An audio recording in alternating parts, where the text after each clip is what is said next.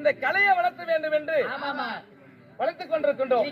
அப்படி இருந்தாலும் இந்த அண்ணா இதோட நான் 2வது முறை சந்தித்திருக்கிறேன். இந்த கலையை வளர்த்த வேண்டும் என்றால் தன் மனதிலே கண்டிப்பா ஒரு எண்ணங்கள் இருக்க வேண்டும். எனக்கு ஊக்கம் கொடுத்திருக்கிறார்.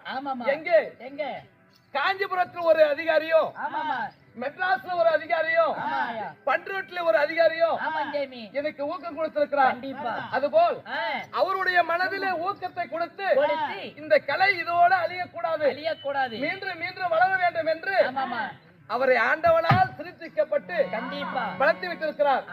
அன்னவர் குடும்பத்தில் ஆள் போல் தெளித்து அருகுபோல் போல் வேரோடி மூங்கல் போல் கலைகளைத்து அந்த அம்மனுடைய சன்னதி எப்படி வளர்கிறதோ அந்த அம்மன் நோயற்ற வாழ்வு குறையற்ற செல்வமாக இருந்து இந்த ஊர் பொது மக்கள் குடும்பத்திலே பங்கிருந்து பல்லாண்டு 1008 ஆண்டு வாழ்வாய் என்று வாழ்த்துகிறேன்.